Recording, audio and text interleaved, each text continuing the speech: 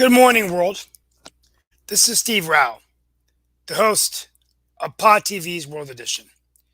And on World Edition, we bring you news from around the world, talk about innovation, and continue our discussion on this never ending pandemic and what it means to our economy, to our politics, and to the future of our world. Today, I want to talk about the anti democracy movement. There was an article today in the New York Times, and I read it and it was very interesting. So I want to just share some insights with you. The article basically talks about how we've been talking recently about Supreme Court cases, the infrastructure bill, what's happening in foreign policy. And, it seems like politics is sort of normal in that way.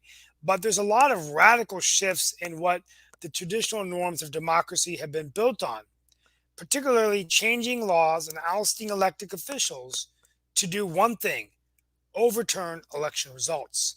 All of this on the premise that the 2020 elections, where Joe Biden became the 46th president of the United States, that the election was stolen.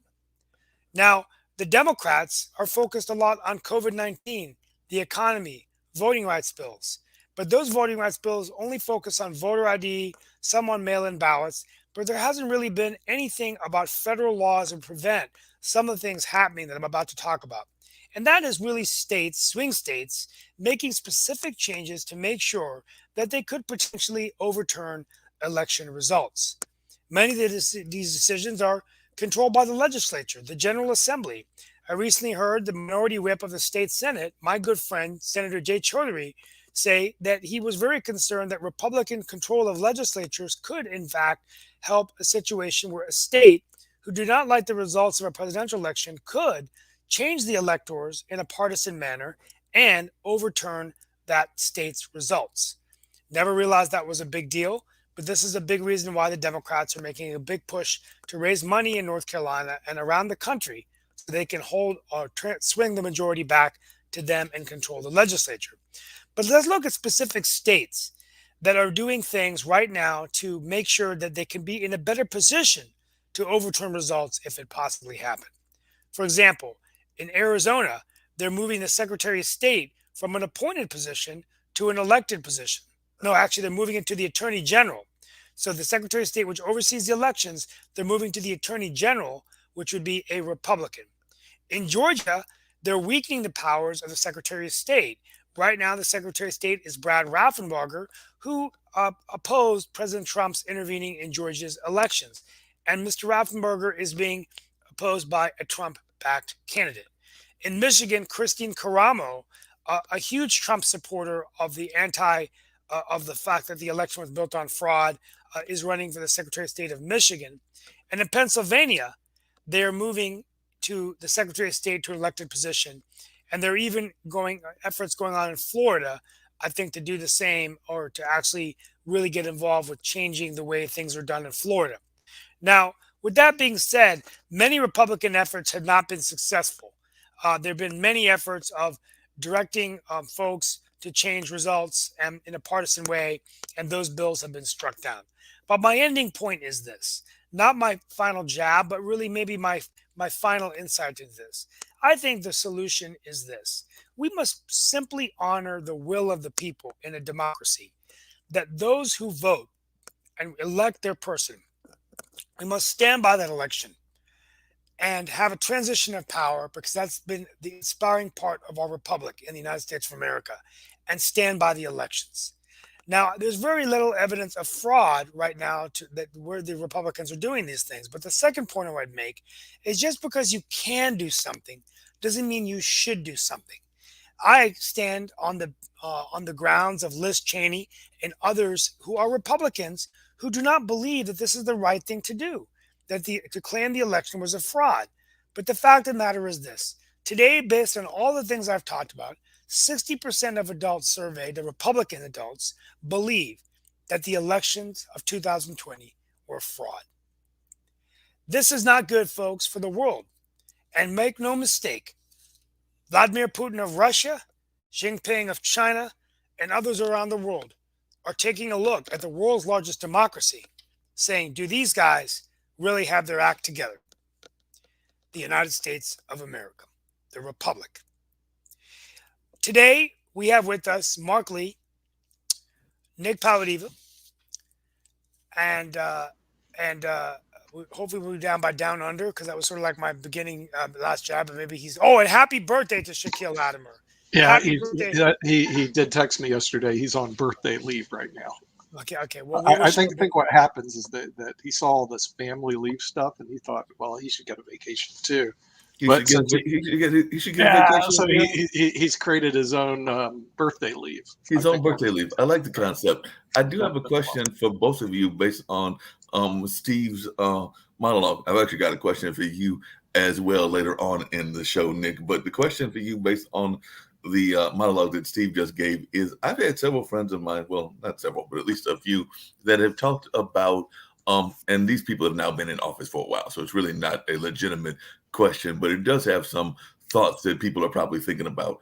And that is that there is upstart leadership in both the Republican and the Democratic Party. And some of my friends have said that have these people actually gone through the rigors, for lack of a better term, of going through the political system, meaning that they feel that they are upstarts. That I want to say in the case of AOC, she had come out of being a bartender and definitely a working class citizen. And there are others around the country that have done similar kind of work. And they haven't necessarily gone through the system and been, quote unquote, vetted by their party, whatever their party is, and things along those lines. So I'll start with you, Steve. What is your thoughts when you hear people that say that they feel that these kind of like leaders that are out there that are speaking some very passionate points haven't gone through the quote unquote party system? They haven't been like had different roles in the Democratic Party or in the Republican Party, and therefore they are not legitimate voices of their party. My personal belief, and this is going to be surprising to you, is that I think that I'm not one that believes in the party insider. I think that to be honest with you, I'm a little bit of a party outsider myself. I'm a Democrat. I'm more of a bridge builder, consensus builder. Won 4 elections in Morrisville with no less than 65% vote, top vote getter again the 4th time, and was not supported by the progressive Democrats in my party. Was not supported by the Democratic Party, but many Democrats came out to support me, and and so the point I'm trying to make is that I believe that sometimes being an outsider brings a different perspective. And I believe that you need Democratic precinct officers or those to help you turn out votes, but you shouldn't allow them to dominate the conversation on either side. And so my answer, sorry to be so long-winded, is that I believe there's nothing wrong with outsiders coming in on either side of the party to come and give their opinions of how things should be done. Just because you haven't been a rank and file party member doesn't mean that you have a voice. And I find it interesting that, the Democrats in this election did a no endorse, although the person I ran against had only been a Democrat for less than a year. And I ended up leading the ticket. And so I think that says something. A lot of Democrats came out to vote for me, but a lot of Republicans came out, a lot of independents. And, I know that's why I'm being, even I don't know what the future holds, but a lot of people are looking at, even though I'm only in one town, whether I would be a good potential candidate for a statewide office as a Democrat, because I'm able to, if I could replicate what I did in Morrisville across the state. I'm not saying I'm going to, right? But I was surprised that they would want a city councilman to run for a statewide, but they think that I could be very viable. I'm not surprised, Steve. Yeah. The thing is, our parties have leadership vacuums. Mm-hmm. In other words, you should run for state office at least, because who else is out there? I mean, I checked through the Democratic Party and the Republican Party in North Carolina in terms of talent. It's like a vacuum. What talent? So the critics would say I'm not an insider. I didn't pay my dues. I didn't give the rats for what critics say. Okay, I mean that's the problem with politics in general. The minute you jump into politics, you have instant enemies that you don't even know about. Seriously, in other words, you're going, I never met this person. I don't know this person, and all of a sudden they hate you. Forget them. Those are little people who are whining. I would run for statewide office for one reason alone. They lack leadership. I mean, come on, Steve. I mean, they lack charisma. They lack ideas. And fortunately, in North Carolina, it's on both sides of the aisle. Now, Although I what? do like your governor. I have to admit, I do like Yeah, Roy Roy Cooper's Cooper. a good guy. I think he What, was real good. I quickly, think guys, Andy what? Ford's good. So, Yeah. Mark, what is your opinion? Okay, well, obviously we know Nick's answer, but what is your? Yeah. So do you believe in the party insider, or do you believe that it? No, that's actually why I brought it up, and it's been an ongoing conversation with a friend of mine because I'm actually one that thinks that a lot like you, a lot of the outside voices are definitely those voices that need to be heard, and a lot of times they're bringing a perspective into the conversation that we're not hearing from necessarily those party insiders. Because I think that sometimes, as Nick just said, the party insiders get stuck in a vacuum, get stuck in the same agenda over and over again, and sometimes you need fresh voices, particularly on important issues like gentrification, like definitely public transportation, like a number of other things that are determined on a local level and not just on a state or a federal level. So that is one of the reasons that I do like hearing outside voices and everything. And I don't even mind if they are considered extreme voices, because some people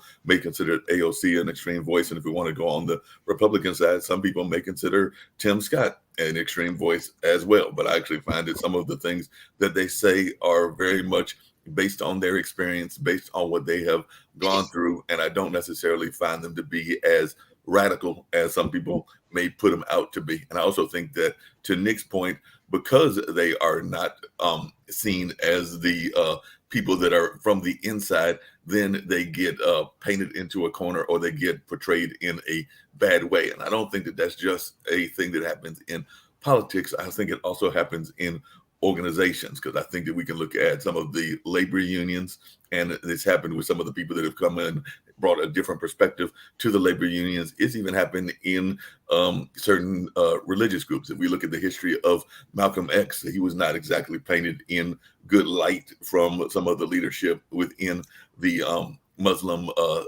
group that he was part of, and things of that nature. Given he did have a criminal background, but I also think that helped bring him into some knowledge of what was going on in his community. So he used some of that knowledge in order to become the leader that he was before he passed away, and everything of that nature. And he didn't step away from what he had done in his past. He actually used that to bring people into And his and the agenda. and the irony, I mean, it's weird. Before we get into, I'm gonna spend the meat of the potatoes today on real quickly on this whole overturning of elections, and we might talk about abortion tomorrow.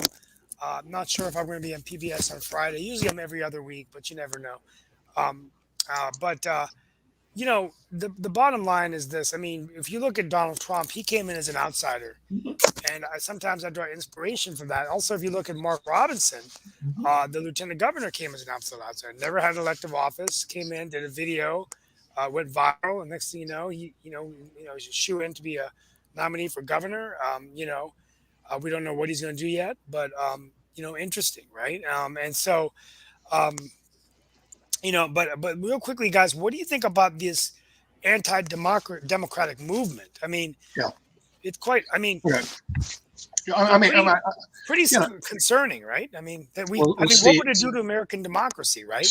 Steve, I mean, it's pretty clear, okay, that the person who's calling the election a fraud and use this fake is the gentleman who's generating fake news and generating election fraud that doesn't exist. His fraud is saying that there was election fraud. And let's just go through the facts. I mean, the facts are always very important. Okay, let's go fact number one.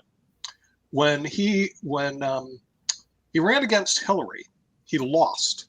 Yeah. The majority of people in the United States. Donald Trump lost the election.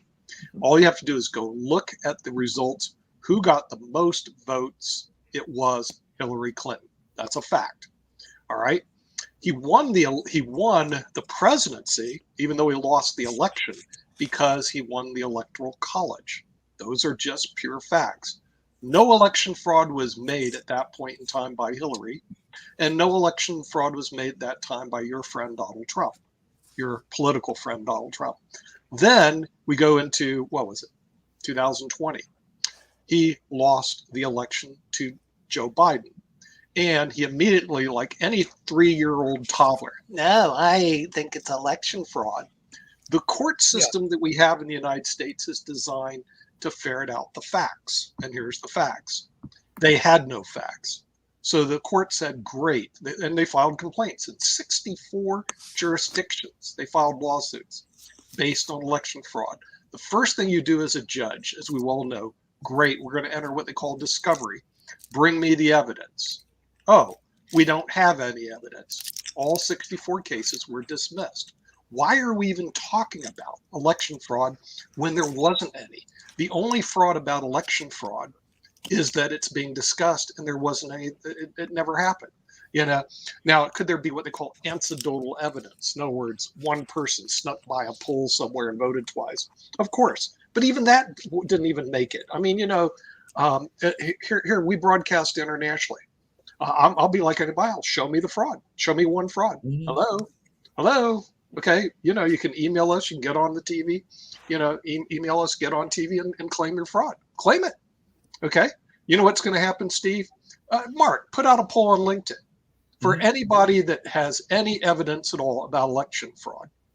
Please contact us as soon as possible. Right. You know, so let's stop this whole gibberish about election fraud when the whole thing is a waste of time and there wasn't any. Now this whole thing, oh, you know, the party hacks are going to take over from the people. That ain't going to happen.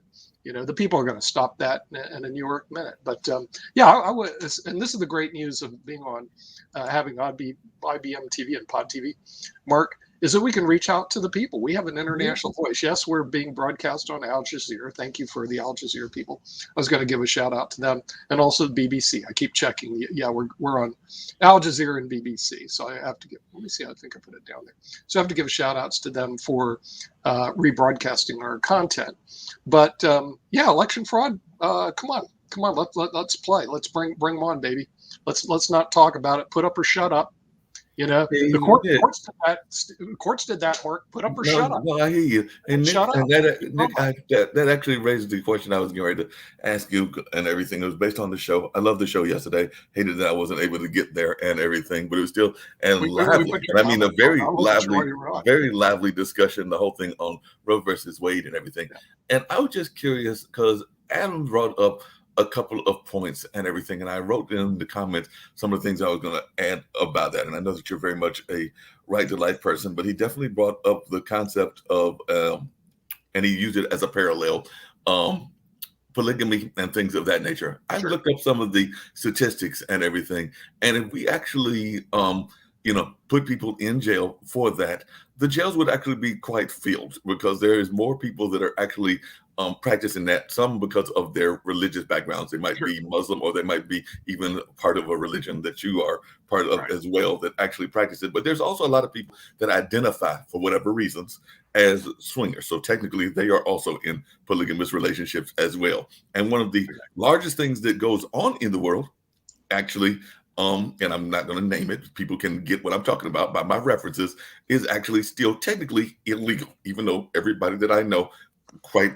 enjoys it in terms of their sexuality and things of that nature. But technically, it's still illegal. So that would fill up the jails as well. And I think people know what I'm talking about by that reference and everything. But I was just wondering your thoughts about that parallel, because I'm sitting there going like, wait a minute, if we fill the jails up with people that are doing things that are potentially illegal, well, the jails could be quite filled. And that comes at that whole thing of, don't we need to leave things that happen in the bedroom and not necessarily in the courtrooms? But that was just my thoughts. And I was wondering if you had any response, because when I heard him mention that example, I wish Adam was here, I was going like, wow, that could really fill up the jails really fast.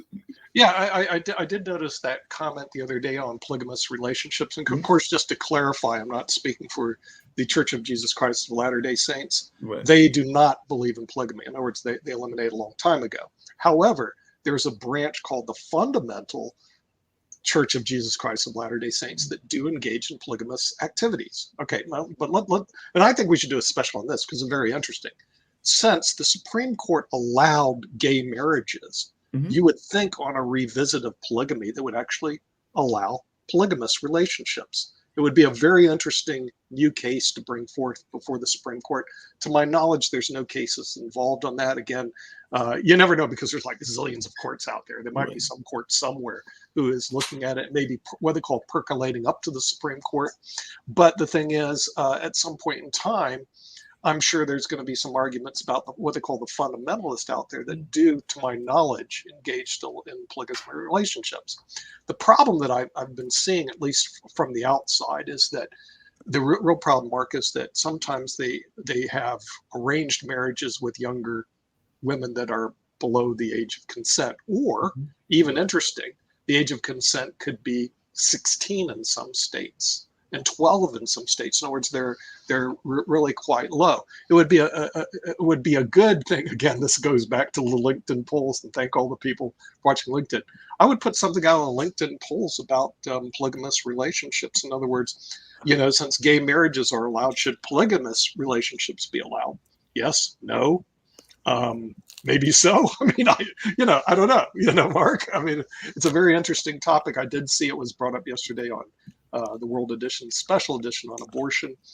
Very interesting topic. And I thought they made some cogent arguments about bringing people into this world that are. So what's the solution then, guys, for America? Well, getting away from what you're talking about, that's very interesting. But in this specific issue, before we get to some other issues, what needs to be done then? I mean, if we reach a democracy where people can start changing and transferring powers and everything with the whole purpose of being able to overturn elections, is it not fair to say that we could be in a very unstable time, and that I'm starting to feel very uncomfortable about 2024. This is where we're headed. I mean, you got to put a stop to it, because I know what you're talking about, Steve. In other words, what happens is that some elector decides, even though I'm bound to vote this direction, I'm not going to do it. In Colorado, they actually had a law that said if you are bound to vote and you don't vote that way, according to the will of the people, they throw that elector in jail, which I think is the right result. In other words, you have to be bound to the result. You can't be, I disagree and I'm an elector. So that's the only way this can be. That leads to my next point. I'll ask Mark Lee. Don't you believe you remove them? You put their little butts in jail. I hate these people that think they're above the law. And you remove them. You put the law should say you remove them. You put them in jail and find another elector. So maybe there needs to be an effort, and that was sort of the segue to the point I made in my monologue before we leave this issue. Maybe the answer is a federal law that would ban the overturning of elections unless there's proven cases of fraud. Because think about it, the Democrats are focusing so much time on the John Lewis voting right, the Voting Rights Act, absentee ballot, mail-in ballot, voting rights, which yes is important, but it's getting our eye off the ball, which is the fundamentally most important issue. That if there was a federal law that said once there's a presidential election and those electors are certified that the result is done, and that the legislatures of this country could not go. And that's basically what's happening.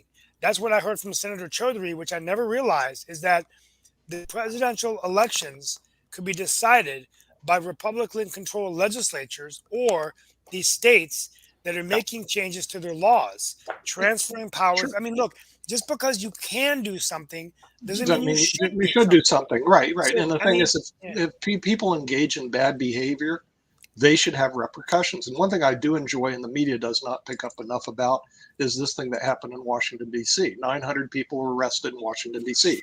Remember those people that were protesting, those jerks that were protesting? And I will have to agree, some of them are not jerks. They were just protesting. They had no idea this was going to come into some craziness that existed. But at a certain point in time, they have to bear responsibility. You cross the line when you jump into these people's rooms and you start shouting things, I'm going to hang people and all this other stuff. So guess what? They're arrested. They get to go through the legal system. They get to spend some time in the big house. This type of behavior should not be allowed. And it isn't in this country. We're not going to allow that. And now the question of what Donald Trump's culpability is. I did look at the transcript, and unless they come with this, he's Mr. Teflon. He said, go peacefully protest. When he does that, it kind of like he pulled himself off the table. But the wild-eyed crazies went and did whatever they did. Then they're going to have to be held responsible for what they did. And, it's very sad, Mark, that major media is not covering the trials of these 900 individuals. They're ignoring it. It's like, well, we're going to look at what Congress did. No, let's go look at what the people who came in, like that guy with the little bullhorns. Now, honestly, the guy with the bullhorns, I believe doesn't belong in jail. I do not believe he belongs in jail. He belongs in a mental institution. I'm serious. A lot of those people that were protesting are mental cases, and they don't belong on jail. They need some real serious therapy, and they need medication. That guy was not all there. And that's the other problem we have, our judicial system. There were crazies out there. There were crazies, and there were people that should be in jail with people that shouldn't be in jail. You had like 3 different types of groups. And the crazies aren't treated as crazies, which is very sad. I'm hoping he gets mental help, because come on, who's going to walk into Congress with a big bull thing, on his head and start sitting down there unless you're a little bit nuts? I mean, the guy's nuts. So we do need to recognize the mental health issues of some of those people that were actually in Washington, D.C. that day. They were delusional, and some of them were probably suffering from serious mental diseases, and they were arrested. And unfortunately, I'm hoping the judicial system then directs them into a mental hospital where they get some medication and therapy.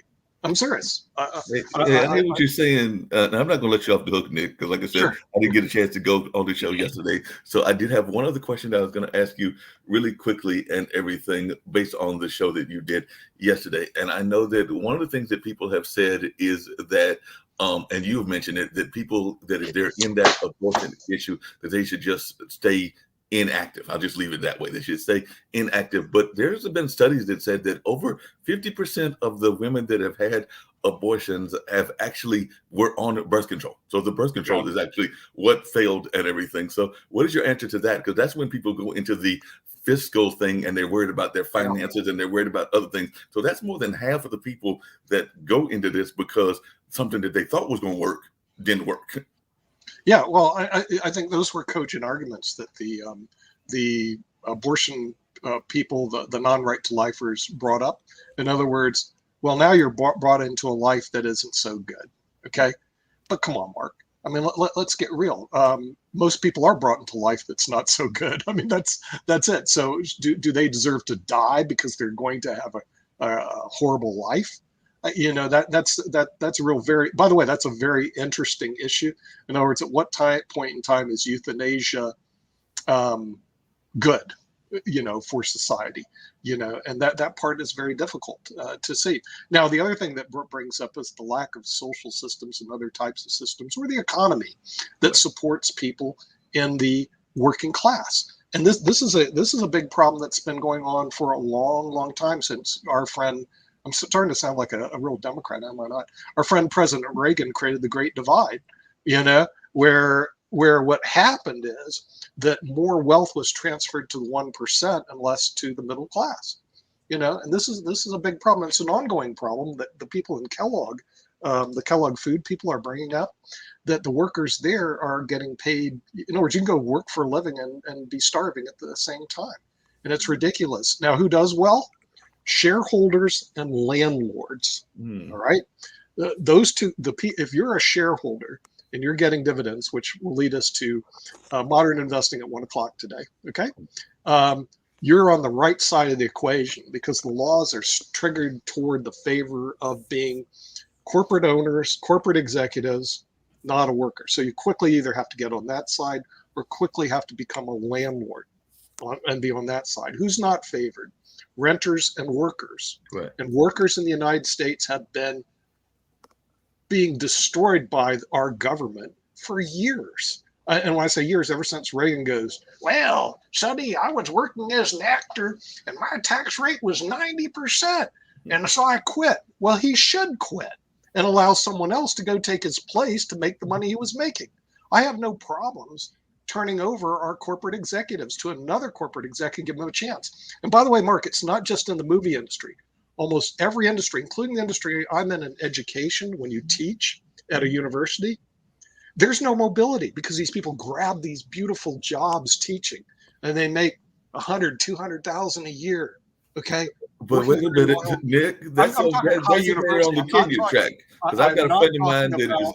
not on the Teaching tenure elementary track, schools. and he's been teaching for probably close to 20 years, and he keeps getting those I call them 1-year contracts, so like 1-2-year For sure, contracts, right. because they are like, keeping him employed, but not employed at those high levels that you're talking about for Sure, those that right. are on the tenure track. Because there's a whole lot of professors, and that's just one example, the one You're that I use absolutely and correct. everything, that do those short-term kind of contracts, and they just keep them stringed Oh, on no, and on. Like I no, said, my friend has taught for about, I want to say, close to 20 I years. okay, I agree, Mark. In other words, the thing is, the real problem in higher ed is that there's these wonderful, lucrative jobs that people stay in when they're in their 70s because they're wonderful, lucrative jobs, and it prevents the young people from going up and grabbing those jobs. Right. And it happens in corporate America too, as well. In other words, there's these great jobs out there, and they're taken. It happens in the legal profession I'm in, Mark.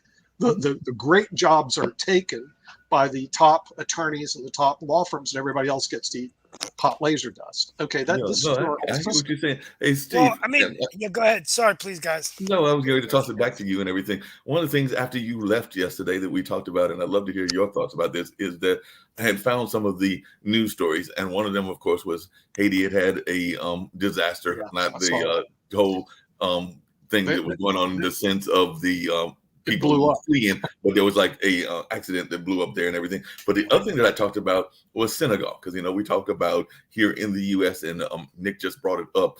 LGBT rights and things of that nature. But some of the other countries, they have some very harsh rules, because as I brought up on this show yesterday, apparently Senegal is having their political people think about doubling. And I don't even know what the sentence is right now. It's probably something harsh and everything, but they want to double the sentence for same-sex relationships, because in some countries it is seen as definitely very a reprehensible lifestyle, for lack of a better word, and everything. But I was just wondering, as a person that is an advocate of free speech and definitely an advocate of people having their rights, what are your thoughts when you hear about places around the world that don't necessarily have those same kind of rights, and what can we do to possibly, if we want to, and I don't even know if we should, bring them into the 21st century? Because some people might have different rules and different thoughts than we have here in the United States in terms of liberal politics, for lack of a better term. You mean human rights? Human rights, exactly. Well, I haven't really kept up on what's going on in Senegal, but I think it comes down to my theory that the United States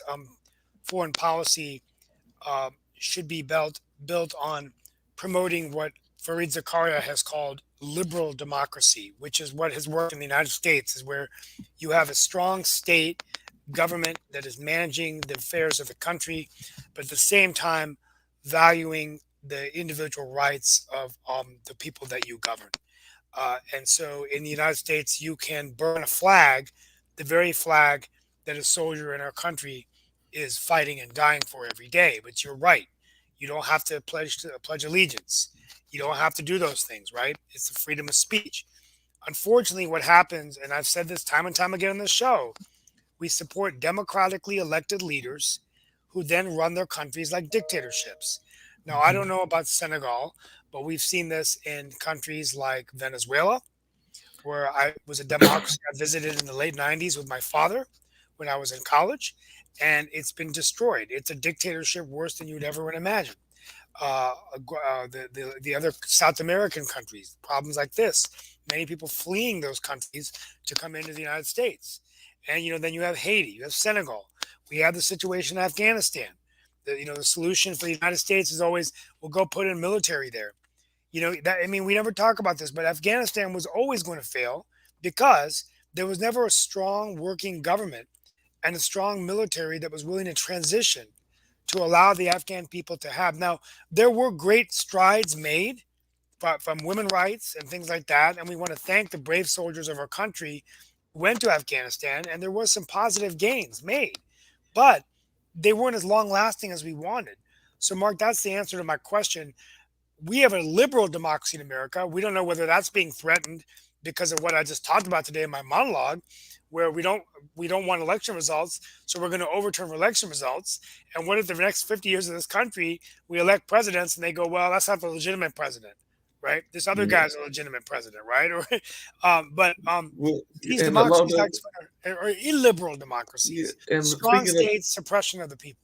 Yeah, and speaking of legitimate democracies and legitimate governments, hey Nick, guess who had a call today, and guess who had a video summit today because they want to tag team on the U.S. So, can you guess who had a phone call today, a video summit, and apparently they are looking forward to meeting each other? That Nick, can you guess? Well, apparently today is Wednesday, Chinese President Xi Jinping and his Russian counterpart, Vladimir Putin, held a video summit lauding bilateral ties as a pillars of multilateralism and hoping to boost economic engagement in a show of solidarity. So they have definitely said that they want to come together, and the part of this is because of increasing pressure from the Western Bloc on issues like Taiwan, Ukraine, and human rights. So Putin said he looks forward to attending the opening ceremony of the 22 Winter Olympic Games in Beijing and meeting Xi. So he is the first leader of a country to do so in a show of strength with China against the backdrop of several Western democracies announcing a diplomatic boycott of the game over the state of human rights in that whole area of China and everything. So apparently the two have gotten together and said, hey, they want to team up against us. We're going to become best of friends. So Xi addressed Putin as his old friend, while the latter called Xi both his dear friend and his honorable friend as they talked about a wide range of issues. So apparently they had a Zoom call today. I know we've talked about Zoom calls, and apparently the Chinese president and the Russian counterpart had a Zoom call, and definitely that'll be interested. And another along the same lines, and a country that I know you're dearly connected to and everything, but apparently there's some conversation that India and Russia need each other. So they've also had some meetings as well, because they are thinking that they might need each other in order to, I guess, protect each other or be protected. But yes, there's some conversation going on with Russia and him meeting with some of the people that are connected to India. So it does sound like Mr. Putin is making some power plays, if we want to use your chess analogies that I know you love, Nick. So it sounds like there's some serious power plays being made by our good friend over there in Russia. and India, and we might want to bring back Swadesh Chatterjee, who I haven't spoken to. He was not able to make my swearing in yesterday, but uh, you know, um, I wanted to, Russia and India actually during the Cold War were closer to each other than the United States. Mhm. And we made progress over the last 20 years to build a strong relationship between India and the United States. But I don't know whether India still would be, I think, more favored towards allying with the United States, although, there could be some economic reasons of having an alliance with Russia. But during the Cold War, India and Russia were allies. Yeah, so now I'm going to switch sides. I'm going to put my Republican hat on since I put my Democrat hat on for quite some time. This is the failure of the Biden administration. One of his will be soon of many failures is foreign policy. And I'll tell you why, Mark. Okay, because it's on a pretext of, quote, human rights. Well, let's take a look at human rights in the United States. We have 2 million people in jails, or maybe over 1.5 million for sure. A lot of them that our friend who's at Jeff Eichen are trying to get out of jail because what was their violation for life? They smoked a weed. Yeah. Okay.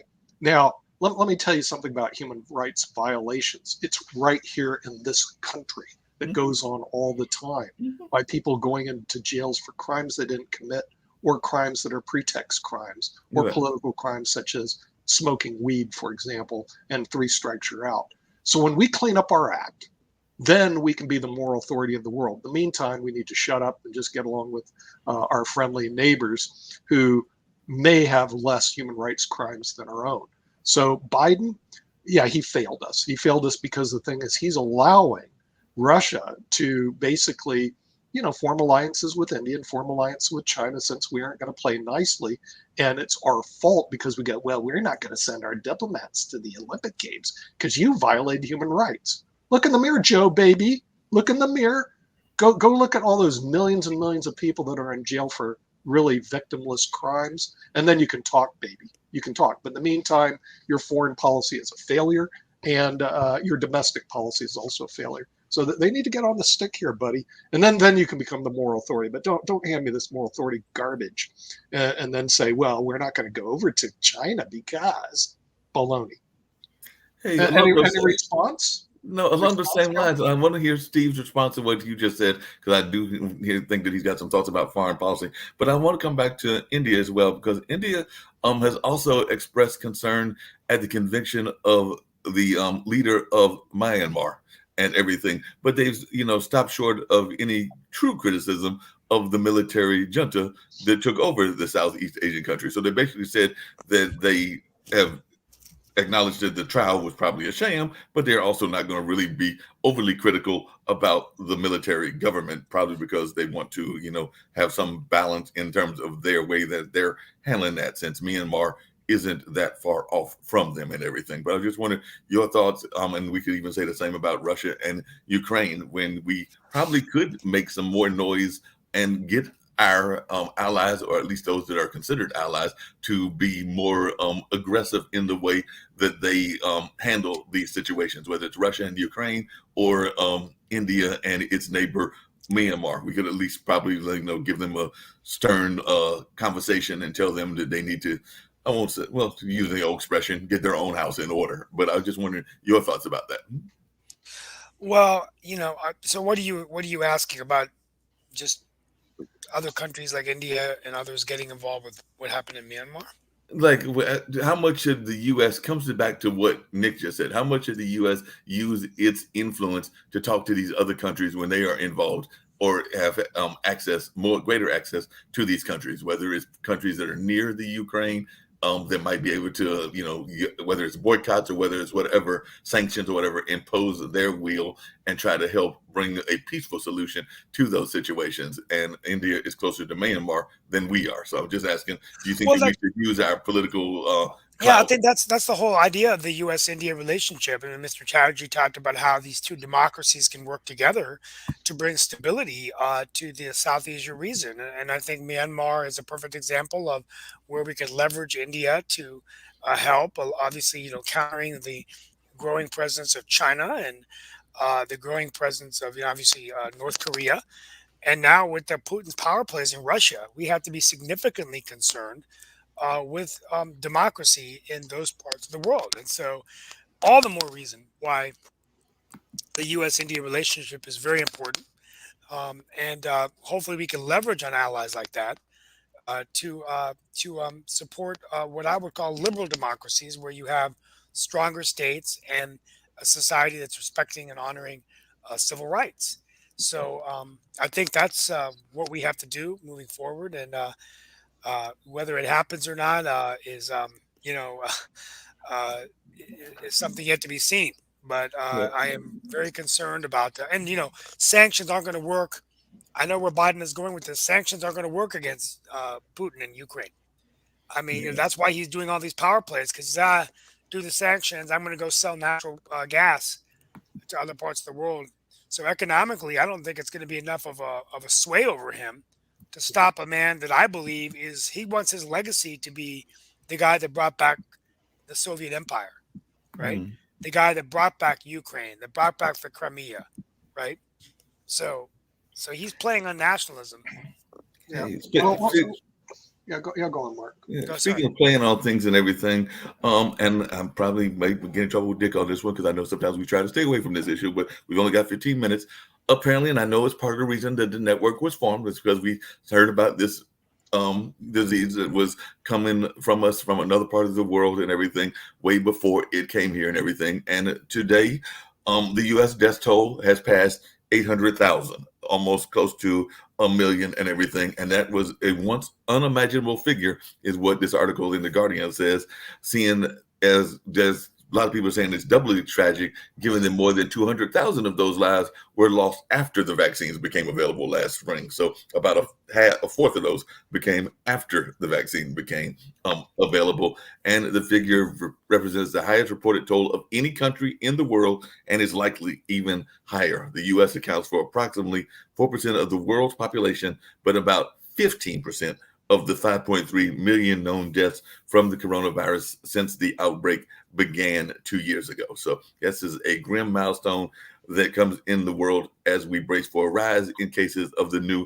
Omicron variant with the World Health Organization warning it was spreading at an unprecedented rate. And I want to say, you can correct me if I'm wrong, but I think that Mandy Cohen, who is on her way out as like the leading voice here in North Carolina, actually said that we were heading back into a red zone here in North Carolina. I think that was one of her last statements that she made yesterday. Am I correct in that, Steve? Because I know you've paid more attention to politics, but I'm pretty sure I read that. Yes. Yeah, that's what I read. Yeah, and what's going to happen? It looks like, Mark, we're going to see an uptick in COVID-19.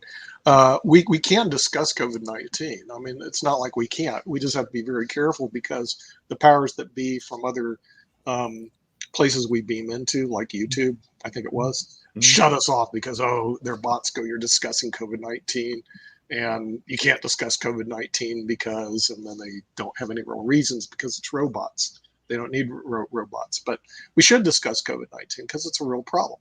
And the real problem, of course, is the anti-vaxxers. And I did listen to one anti-vaxxer, who was actually a medical doctor, describe the dangers of the lack of a lot of studies on mRNA. And the thing is, he's right on that. In other words, the thing is, the vaccine went out pretty quickly, and the long-term effects, just like everything, isn't known. But the short-term effects is known. In other words, the high death rates of people that get COVID-19 are well documented. So here you have a choice. It's like, that's a Hobbesian choice. Choice number one, you're going to die. Choice number two, you may have some adverse effects 30 years from now. Which choice do you want? Okay, now for me, I look at the numbers and I go, choice number one is bad. So the thing is, you take the vaccine. In other words, it's a numbers game. You just take the vaccine. Everything's based on numbers. Numerically, it's favored if you take the vaccine. Numerically, even wearing a mask is favored. They had studies on this. At first, they weren't sure because some viruses will just go through mask like water. But then after a while, when they started doing studies, they realized the vaccine had to be carried by water. It doesn't move anywhere. And the mask actually worked. And they showed studies, Mark, that reduced infection rates from like nearly 98% down to 2% if both parties are wearing masks. So if you had COVID and I had COVID, or you had COVID and I didn't, we both wear masks, the odds of me getting COVID are 2%. If we take our mask off, the odds of me getting it's 98%. Yes. Nothing's ever perfect, but you play the bloody odds. Okay. So the thing is, what happens is you have a very mathematically challenged country in the United States. They do not understand basic probability and statistics because most of them don't ever take a course in that area. If they did take basic probability, they'd realize, go with the odds, get your vaccine, wear your mask, and then the odds decrease. Instead, they're taking my rights away, or I'm losing my body. I mean, all this other garbage that has nothing to do with reality. So I do invite them to speak. And I did listen to this one doctor who spoke on Facebook by himself. In other words, this thing that gets me, you need to have someone else speak when you speak. So I invite anybody who is a, what do they call it, anti-vaxxer on our show, of course, because the thing is, I'm going to, I always like to hear what the other side has to say. I'm not, and you made some cogent arguments, Mark, because of the Tuskegee study. And then I think Rex Lee had one, he was immunocompromised. In other words, he couldn't take the vaccine, which gives me more reason to take the vaccine because this guy, because of his health conditions, couldn't take the vaccine. So there are anecdotal evidence that's out there, but we don't engage in that type of discussion. Instead, you got one guy on Facebook, another guy on Facebook, And my friend had an anecdotal evidence as well, and that was the friend that had gone through the. And actually, I haven't heard from them in a while. Oh, and had an adverse reaction. They didn't have the adverse reaction, but their family member had the adverse reaction. And the thing is that can scare people, and unfortunately, life is not perfect, and the vaccine is not perfect, and I'm sure those anecdotal evidences are out there. If you administer, what they administer, 200 million vaccines, somebody's going to have an adverse reaction. I'm sorry, it's just the way it is. It was with the smallpox vaccine, but of that 1 out of a million, let's say there's 1 out of a million, that's still 200 people that could have a serious adverse reaction. But now you look on the other side, the other numbers, 800,000 people were probably saved. So you're killing off 200 people to save 800,000 people.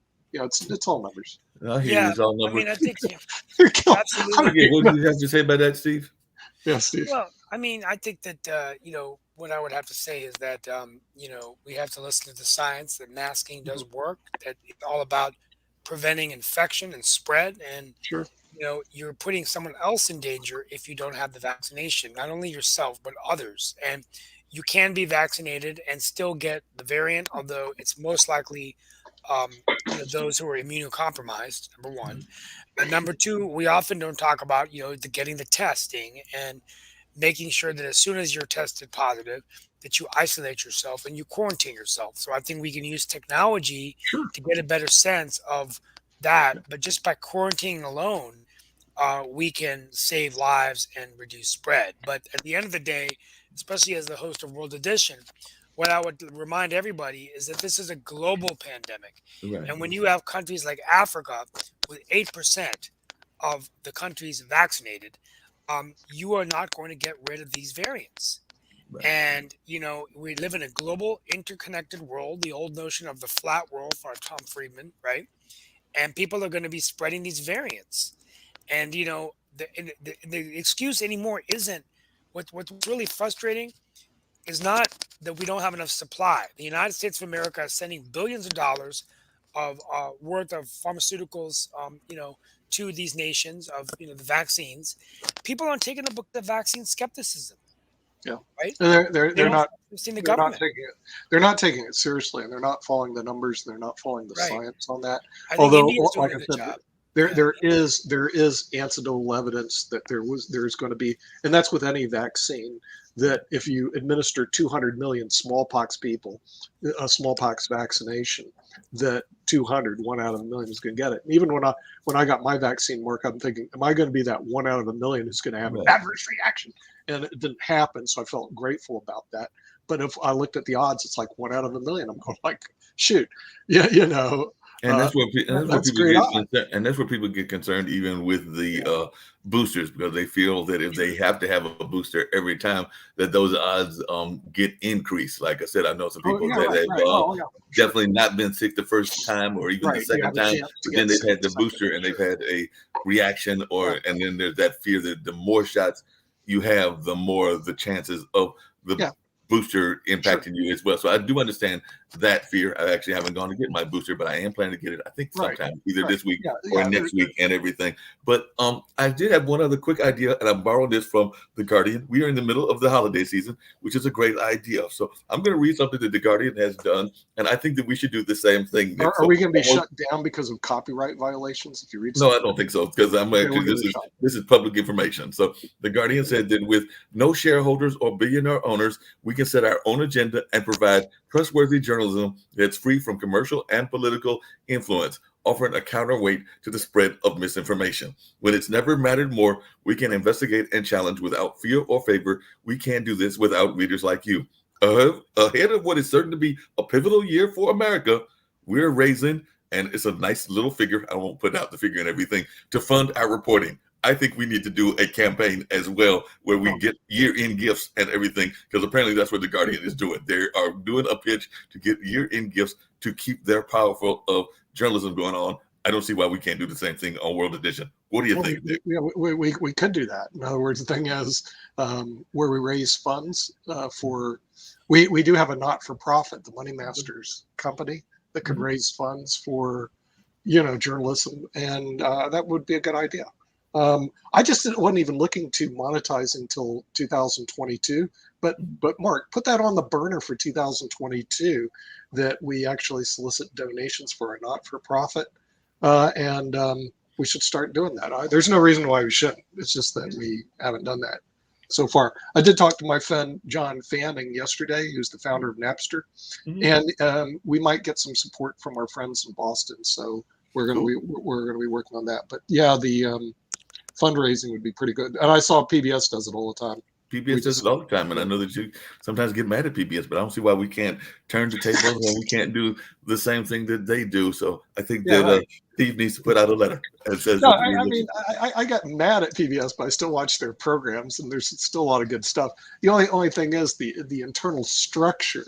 A lot of people don't understand because it's not transparent; it's obfuscated, and it works for them to be obfuscated. Oh, and also if you ever see our friend Brian Sikora, he's the head of PBS where you're going Friday, Mark. Ask for Brian. No, that's actually Steve is going there. Steve's May going. possibly, it may be the following week. Yeah. They usually bring me in every other week, but there has been talk Okay, the following week. Yeah. Well, I may be there this week. You never know. I met him at a previous conference when he was head of the PBS stations in Buffalo, New York. Okay. Yes. So, and then he came down, and that was in the PBS stations in North Carolina. And they're not stations, they're palaces. That place is huge. You've been there, right, Steve? Obviously. Yeah. Wait a minute. I'm sorry. I just got, just like I did yesterday, I got distracted by another news story. Nike has purchased an NFT fashion startup. So Nike, the shoe company, has purchased an NFT fashion startup. So they're going into the NFT business. So maybe this whole metaverse NFT thing is bigger than we think, because they have just bought, RTFKT Studios, and apparently that's an NFT company. So, and they bought it for, nice money, $3.1 million. Yeah. Well, remember, Nike doesn't manufacture any shoes. Oh, what they do is they buy shoes from Vietnam and China and import them over here. Okay. They're just a marketing company, Mark. I mean, the thing is, Phil Nike did a great job of creating a brand, which is the little swoosh, and bringing on all the top people like Michael Jordan, who made a lot of money and made a lot of money for Nike to promote shoes. And the shoes were not manufactured here in the United States. Right. They weren't even manufactured in India. They were manufactured in the Pacific Rim, which this goes back to our friend Joe Biden. Okay. If Joe wants to help people, don't give handouts, create manufacturing jobs here in the United States. I mean, that's what he needs to do, not just say, hey, we're going to hand out money so you can buy stuff from China. That's ridiculous. You got to start doing things here. I hear what you're saying. And Steve, I know we're going to go off and everything, but the other story that just caught my eye is you have a teenage son. He helped you with the campaign and everything. Apparently, people that are close to his age are fueling the housing frenzy. So in another 5 to 10 years, are you going to be encouraging your son to go buy a house? Because apparently it's the millennials that are fueling the housing frenzy. So if they're saying that the folks that were born between 81 and 96, I know that that's not his age range, but he's not that far off, are the ones that are accounting for more than half of all home purchase loan applications last year. I see a lot of younger, I don't know. I mean, I hope he buys a house. He wants to be a doctor, I think, but he's a great artist. And I don't know, a lot of the millennials that we see and Gen X's and Gen Z's are buying apartments, because they're not driving as much. Right. So, but only time will tell. And I hope he buys a house. And he was such a cute kid that, and my kids were both really cute, and I still feel so bad when I look at the old pictures. I hopefully they'll get married, settle down, and have some cute grandkids that I can enjoy if when I'm 90 years old and president of the United States. I'll need some young grandkids to keep me young. I've been tossing that idea around so much that people they were joking yesterday. They want to take me to New Hampshire. I gave a great that would be my great closeout. I want to close out today. We're going to talk about the disrupting democracy, but I want to thank everybody for giving me the chance to say some remarks yesterday. The last person to be sworn in by Senator Wiley Nickel in Morrisville, and I ended my quote talking about the miracle of American democracy and how the town of Morrisville really is an example of when you bring in immigrants from around the world, you marry it with technology and innovation, you build on the great stories we've had, the freed slaves of Shiloh, the late Reverend Dunstan, who was the first pastor of the Shiloh Church, to James Harris, who was one of the founders of scientific farming, to the advent of the Research Triangle Park. And now I close out my speech saying that I could have and the different faiths, the Sharma family of the Hindu Society, the BAPS, the Islamic Mosque now, the Jewish faiths, all of the faiths in one city, right? But I can take a Morrisville Smart Shuttle with my app to Church Street Park with the banh mi, a pulled pork, and a samosa in my hand, and I can watch the Morrisville Cardinals play cricket. If that isn't the greatest American story to be told, and it's all happening in a town which I think is my theory, that really stuff happens at the local level. And only wouldn't it be nice if our government did the same thing? But I think that's a great way to close out. I took the oath of office. I have my try to show it for you here. My You get your gold watch. Oh, that's when you retire. I'm sorry. That's when you retire. I got my my signed oath of office. There you go. I, Steve Rao, do affirm that I will support the Constitution and laws of the United States, that I will be faithful and bear true allegiance to the state of North Carolina and to the constitutional powers and authorities which are or may be established for the government thereof, that I will endeavor to support, maintain, and defend the Constitution of said state, not inconsistent with the Constitution of the United States, to the best of my knowledge and ability, I hereby affirm. I will faithfully execute the duties of office of council member of the town of Morrisville, according to the best of my skill and ability, according to law, hereby affirm. So Steve, there we go. You're making Morrisville famous around the world. Well, no, for those listening on Al Jazeera, Morrisville, this is good.